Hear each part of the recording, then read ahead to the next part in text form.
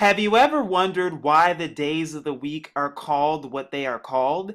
Have you ever wondered why we refer to the months and the names of the months as what we refer them to? Have you ever wondered any of these things, and have you ever wondered the origins of these names? Well, this video is going to help you and going to show you the exact origins of the names of the days of the week, as well as the names of the months and where they come from and why we even use those names to begin with. But what you're going to see and what you're going to find is a bigger, more hidden agenda behind all this, as well as a more nefarious agenda, because what you're going to see is going to shock you and even surprise you, and I guarantee you're going to learn something brand new today.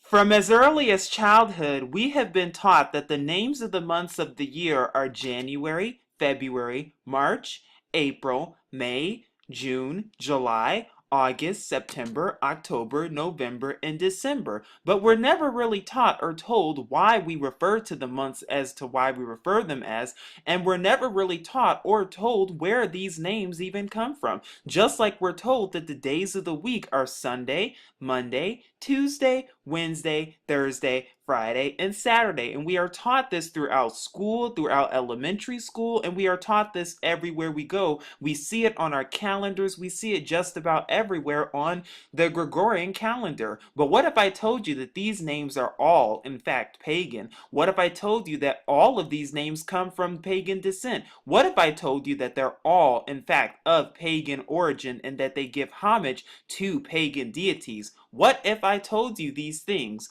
What would you believe? We will first dive into the histories and origins of the days of the week, and then we will talk about the months so that you can see exactly where they come from and so that you can see exactly where it all stems from, because the more you know. And first we're going to talk about the first day of the week, which is commonly known as Sunday. Now, it's interesting because Sunday has the word sun in it. So when you look at it, what you will start to see is that in pagan times and during the times of Rome and Greece, that Sunday was the day dedicated to sun worship, and that is the truth. And you're going to see more of that in just a minute. But what about Monday? What was that day dedicated towards? You're going to see in just a second. Because what you're going to see is that the word Monday has the mon, M-O-N, in it, so it really stems from moon, and Monday gives homage to the moon god or the moon deity. That is where you get the name Monday from, and that is what the Romans and the pagans did all the way back then, thousands and thousands of years ago. They dedicated the second day of the week, or Monday, to the moon god. But what about all the other days of the week? What about Tuesday, Wednesday, Thursday, Friday, and Saturday? More to come on that in just a moment. Now, I'm here at CGG, and the reason I'm here is because I want to give you the origins, and we're going to go over more of the origins in just a second. But it says, what are the origins of the names of our days and the names of our months? Now, it says, according to the Encyclopedia International article Week, the days were names for the sun, the moon, and 5 visible stars, because they're not planets, because planets do not exist, all of which were associated with pagan deities. The names of the days of the week and their meanings are as follows, and as you can see to the left, you see the days of the week are commonly known from Sunday through Saturday, and you see what they correspond with. So as we've gone over Sunday and Monday, so Sunday corresponds to, of course, the sun, which is where you get this from right here, in honor of the sun god. Not only that, but of course Monday, we just went over that, which corresponds to the moon, in honor of the moon god. But if you look at more, it keeps going. So Tuesday is corresponding with the star Mars in honor of the god Mars. Now it says the Saxons named this day after their god Tyr and named it Tees Day or Tears Day, and we're going to go over that in a second. Tuesday comes from the name of this Saxon god, which is a Germanic god who was associated with law and glory and takes blood sacrifices as well. Interesting. Also, we're going to go over Wednesday too, which comes from the star Mercury, later named named in honor of the Teutonic god Vadin or Vadin or Woden in the English, which of course is in honor and pays homage to Mercury. And then Thursday, of course, comes from Thor or Thor's Day, which I believe, which is also corresponds with Jupiter. And then Friday comes with the star Venus, later named in honor of the Teutonic goddess Frigg or Frigga, also pronounced Freya or Freya. And also, of course, we have Saturday, which comes from the star Saturn in honor of the Roman god Saturn. And that is exactly how these names made it to the rest of the world. But what about the months themselves? Let's go into the names of the months and their meanings as well. So we see all of the months listed here from January all the way until August. And we also will go over September, October, November, and December as well. But for those of you who do not know this, believe it or not, the year actually begins, and in ancient calendars, the year actually begins in the spring. The year actually begins sometimes in what's commonly known as March, and that is a fact. And you're going to see that in just a minute, because yes, that is true. The real years begin around that time. They do not begin on January 1st. That is according to man himself. But I'm here and it says January comes from Januarius in honor of the Roman god Janus. February comes from Februarius in honor of the Roman festival of general expiation and purification. And we're going to go over more of this later on. But March comes from and originates from Martius in honor of the Roman god Mars. April comes from Aprilis, which was derived from aperio, a Latin verb meaning to open. The month is so called this because it is the month when the earth opens to produce new fruits. Because in April, that is when, of course, there is harvest going on, and that is the beginning of the year. May is Maius in honor of the Greek goddess Maya. June is Junius or Junius in honor of the Roman goddess Juno. July is Julius in honor of the Roman emperor Julius or Julius Caesar. August comes from Augustus in honor of the Roman emperor Augustus Caesar. Interesting. Then it goes on to say the rest of the months, September, October, November, December, respectively, are derived from the Latin words from the numerals 7, 8, 9, and 10. So sept with this, which is 7, oct, which is 8, or nov, you get this part to mean 9, and December, or the DEC, which is 10. So they were the 7th, 8th, 9th, and 10th months of the old Roman calendar before July and August were inserted ahead of them. Very interesting, isn't it? I know. Now that we have gone over the etymology of these different names, and I will leave the links below so you can actually see the etymology for yourself at actual etymology websites so that you can do further research on this if this is a topic of interest for you. Now we're going to go over where each of these pagan names and pagan deities come from and just where we get these names today and just where they stem from, because like I said, the truth will make you free. But I'm here at Britannica and it says Tyr, which is the Germanic deity. You can also use the alternative titles, but it says Tyr, which is one of the oldest gods of the Germanic peoples and a somewhat enigmatic figure. He was apparently the god concerned with the formalities of war, especially treaties, and also appropriately of justice. It is in his character as guarantor of contracts, guardian of oaths, that the most famous myth about him may be understood as a guarantee of good faith. He placed his hand between the jaws of the monstrous wolf Fenrir, while the gods, pretending sport but intending a trap, bound the wolf. When Fenrir realized he had been tricked, he bit off Tyr's hand, hence Tyr's identification as the one-handed god. Tyr came to be identified by the Romans with their own Mars, hence Dies Marti or Mars Day, which came to be rendered Tiesdag or Tuesday, which is where you get Tuesday from. And I'll leave the link below so you can see this on your own.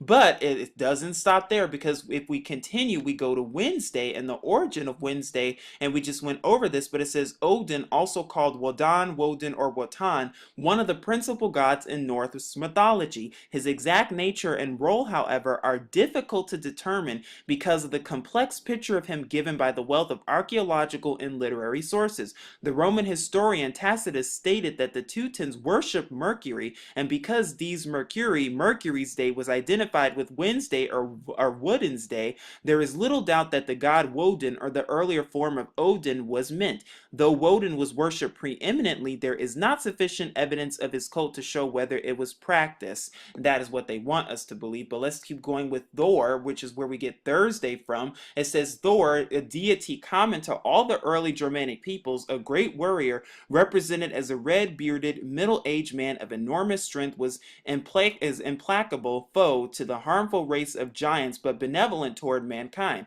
His figure was generally secondary to that of the god Odin, who in some traditions was his father, but in Iceland and perhaps among all northern peoples except by the royal families, he was apparently worshipped more than any other god. There is evidence that a corresponding deity named Tunor or Thonor was worshipped in England and continental Europe, but little is known about him. And you can go on. Thor's name was Germanic word for thunder, and that is what he is associated with, and that is where you get Thor's Day or Thursday from. And Friday, you get it from Frigg or Frigga, also known as Freya, which in Norse mythology is the wife of Odin and mother of Balder. She was a promoter of marriage and of fertility. Wow, sounds like Isis, Ishtar, Easter to me. An Icelandic story, she tried to save her son's life but failed. Kind of sounds like Semiramis to me. Wow, how many thousands of years later and nothing has changed. Some myths depict her as the weeping and loving mother, while others stress her loose morals. Wow, just like the weeping of Tammuz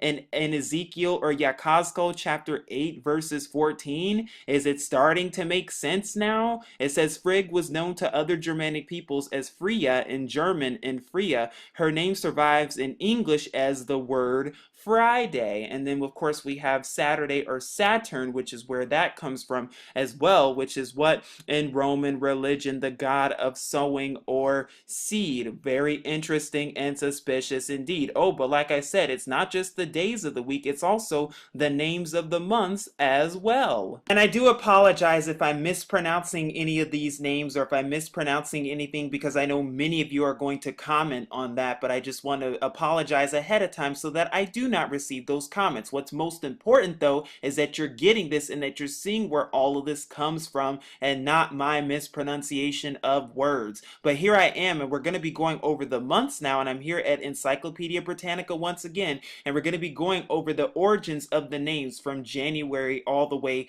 to December and where these names really come from. Now, like I said, January comes from Janus, which is the Roman god. And it says Janus in Roman religion is the animistic spirit of doorways, really interesting, and archways as well. The worship of Janus traditionally dated back to Romulus in a period even before the actual founding of the city of Rome. So this was going on for thousands and thousands and thousands of years. Even before Rome was founded, these names have been in place for thousands and thousands of years. Nothing new is under the sun.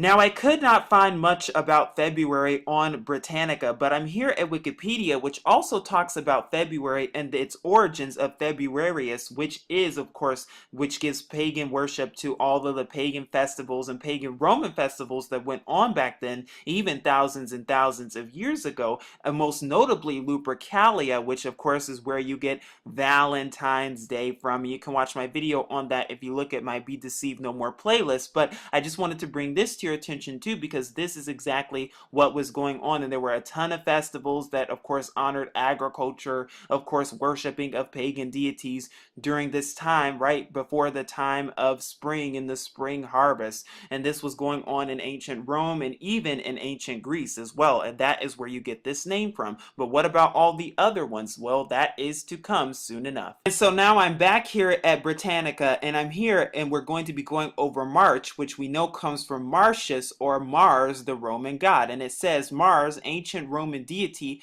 and important second only to Jupiter. Little is known of his original character, and that character, chiefly from the cult at Rome, is variously interpreted. It is clear that by historical times he had developed into a god of war. In Roman literature, he was the protector of Rome, a nation proud in war, and that is where it comes from. Mars's festivals at Rome occurred in the spring and in the fall, the beginning and the end of both the agricultural and the military seasons. The month of March, which was named after him, was especially filled with festivals wholly or partially in his honor. The members of the ancient priesthood of the Salii, who were particularly associated with Jupiter, Mars, and Quirinus, came out several times during the month to dance their ceremonial war dance in old-fashioned armor and a chant a hymn to the gods. What do you think they were really doing? Where do you think these names come from? Oh, but that's not all, because here we're going to go to Greek mythology and we're going to learn more about April, and we're going to see that it comes from Aphrodite as well. And it says Aphrodite, ancient Greek goddess of sexual love and beauty, identified with Venus by the Romans, and it means foam,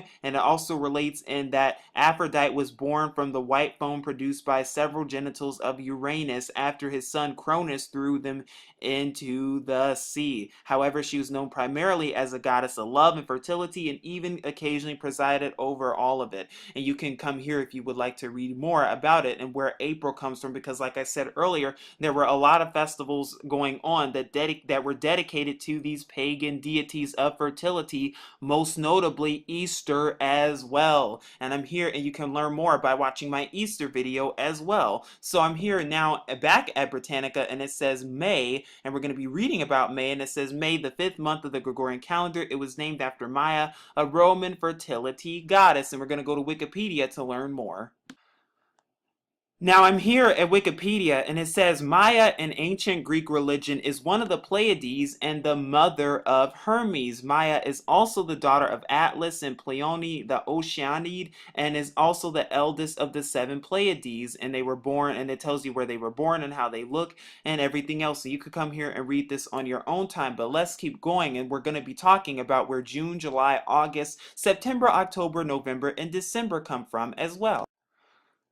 Now we know that the month June comes from Juno, which is a Roman goddess as well, or an alternative title is Uni, because the letter J did not exist 2,000 years ago, nor did the pronunciation exist either. But it says Juno in Roman religion, chief goddess and female counterpart of Jupiter, closely resembling the Greek Hera, with whom she was identified. With Jupiter and Minerva, she was a member of the Capitoline triad of deities traditionally introduced by the Etruscan kings. Juno was connected with all aspects of the life of women, most particularly married life. Ovid relates that Juno was jealous of Jupiter for giving birth to Minerva from his own head. After Flora gave her an herb, Juno gave birth to Mars, and that is where you get the name June from. But what about July? And now I'm going to quickly summarize the rest of this, but we know that the month July comes from Julius Caesar. You can read more about him here, which of course was the Roman general and statesman,